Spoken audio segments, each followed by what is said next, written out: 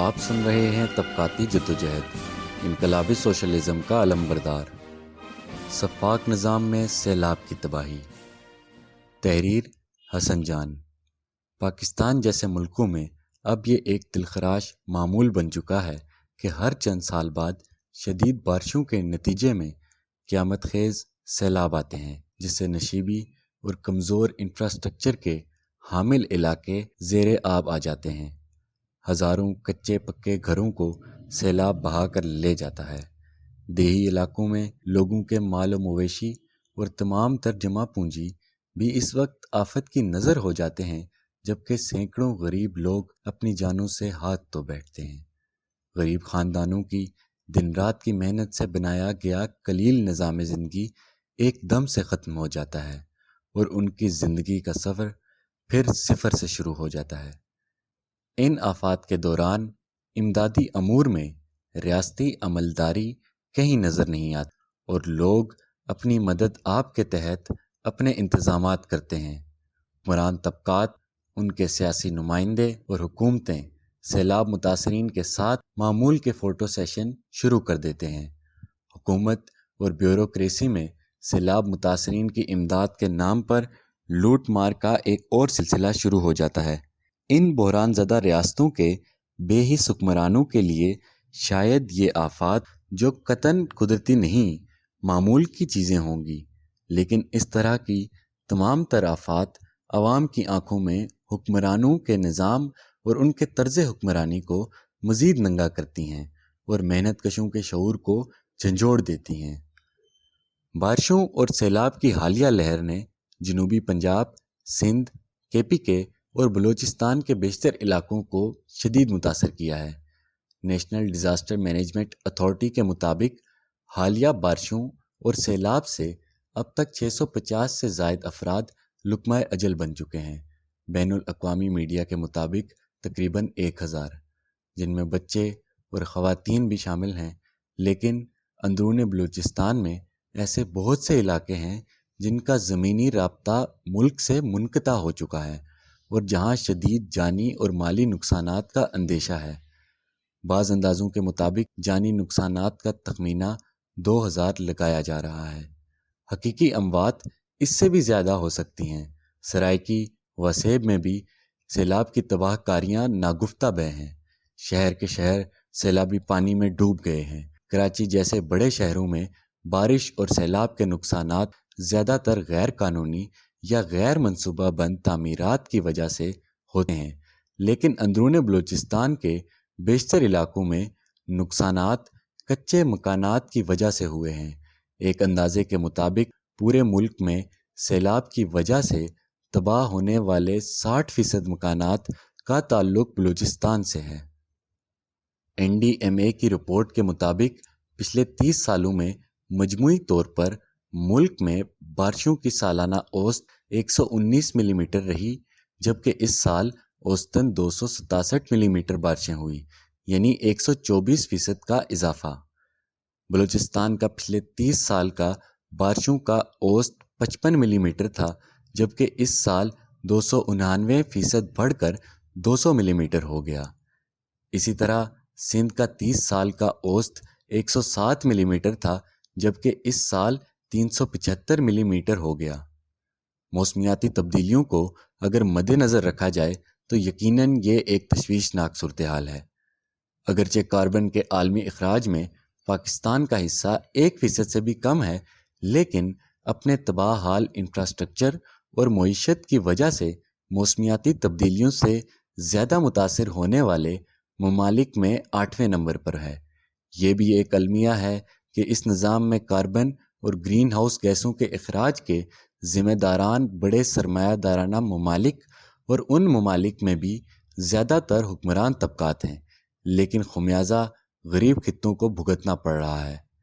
اگر موسمیاتی تبدیلیوں کو ہی موجودہ آفات کی وجہ مان لیا جائے تو یہ بات برملا کہی جا سکتی ہے کہ موجودہ منافع کی ہوس کا عالمی سرمایہ دارانہ نظام اس بین الاقوامی تباہ کاری کا ذمہ دار ہے۔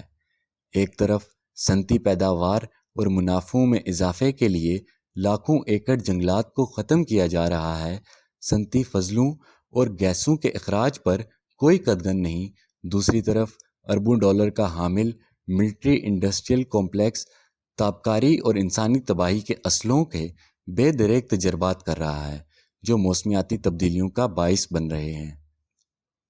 تیسری دنیا کے ممالک اپنی کمزور معیشت اور ناقص انفراسٹرکچر کی وجہ سے سیلاب جیسی آفات سے زیادہ متاثر ہوتے ہیں، جبکہ بہتر انفراسٹرکچر اور تعمیرات کے حامل ترقی یافتہ ممالک اس طرح کے آفات میں کم جانی اور مالی نقصانات اٹھاتے ہیں۔ مثلا لندن میں اوسط سالانہ بارش 690 ملی میٹر ہے، جبکہ نیو یارک میں اوسط سالانہ بارش 1139 ملی میٹر ہے، لیکن اتنی زیادہ بارشوں کے باوجود بھی وہاں جانی اور مالی نقصانات شاذ و نادر ہی رپورٹ ہوتے ہیں، کیونکہ اپنی سرمایہ دارانہ تاریخی فوقیت کی وجہ سے وہ ایک جدید سرمایہ دارانہ ریاست تعمیر کر سکے ہیں، جہاں نسبتاً بہتر انفراسٹرکچر، تعمیرات اور نکاسی آب کا نظام موجود ہے۔ دوسری طرف پاکستان میں 1961 تا 2010 کے دورانیے میں اوسط سالانہ بارش 297 ملی میٹر رہی، جبکہ 2010 تا 2020 کے عرصے میں 408 ملی میٹر رہی۔ اگر موسمیاتی تبدیلی کے اثرات کو بھی شامل کیا جائے تو بھی یہ ترقی یافتہ ممالک کی بارشوں سے مقدار میں کم ہے۔ اس کے باوجود یہاں ان بارشوں سے ہر چند سال بعد تباہ کاریاں سامنے آتی ہیں۔ پاکستان کی اپاہج سرمایہ داری اور یہاں کے حکمران طبقات کا جنم ہی برطانوی راج کی کاسا لیسی اور ان کی فرما برداری کے لیے ہوا تھا۔ اسی وجہ سے جب ان کو براہ راست حکمرانی کا موقع ملا تو ایک جدید سرمایہ دارانہ ریاست بنانے میں مکمل ناکام رہے۔ اپنی تاریخی متروکیت کی وجہ سے پاکستان کے حکمران طبقات پچھلے 75 سالوں میں نہ تو جدید اور منصوبہ بند شہر آباد کر سکے، نہ بہتر انفراسٹرکچر تعمیر کر سکے اور نہ نکاسی آب کا نظام بنا سکے، بلکہ پہلے سے موجود انفراسٹرکچر کو بھی ٹوٹ پھوٹ کا شکار ہے اور سماجی تنزلی کا عمل اسی وقت سے جاری ہے۔ اس وقت آبادیاں ایسے بے ہنگم انداز میں پھیل رہی ہیں کہ جس میں برساتی پانی کے قدرتی راستوں اور نکاسی آب کے مسائل کو سرے سے ہی نظر انداز کر دیا گیا ہے۔ نتیجہ ہر کچھ عرصے بعد سیلابی تباہی ہے، اور یہ سب اس نظام کے اپنے بے ہنگم اور پر انتشار ارتقاء کی وجہ سے ہے، جو کسی قسم کی ٹھوس اور دور رس منصوبہ بندی سے آری ہے۔ حالیہ بارشیں اور سیلاب پاکستان کے حکمران طبقات اور ان کی اپاہج سرمایہ داری کی تاریخی متروکیت کو ایک بار پھر واضح کرتے ہیں۔ ان حالات میں پہلے سے بحران زدہ معیشت اور سیاست مزید زوال پذیر اور پر انتشار ہو جائے گی، لیکن اس کے ساتھ ساتھ عوام بھی ان حکمرانوں کی سفاکیت اور ان کی آپسی لڑائیوں کے بارے میں اہم نتائج اخذ کریں گے، جو مستقبل کی کسی بھی عوامی اتھل پھتل میں اہم کردار ادا کریں گے۔ جب ایک نظام عالمی سطح پر نامیاتی بحران کا شکار ہو تو پاکستان جیسی سرمایہ داری کی کمزور کڑیاں کیسے ایک صحت مند ریاست اور سماج تعمیر کر پائیں گی؟ موجودہ سرمایہ داری کے ہوتے ہوئے غریب عوام اسی طرح قدرتی آفات کی زد میں آ کر برباد ہوتے رہیں گے۔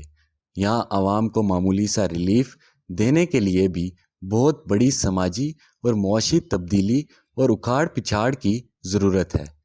اسی طرح شہروں میں سیلاب کی تباہ کاریوں کو روکنے کے لیے ہاؤسنگ اسکیموں کی منافع خوری اور قبضہ گیریت کو ختم کر کے ریاستی منصوبہ بندی کی بنیاد پر انسانی ضروریات کی تکمیل کے لیے شہروں کو نئے سرے سے تعمیر کرنے کی ضرورت ہے۔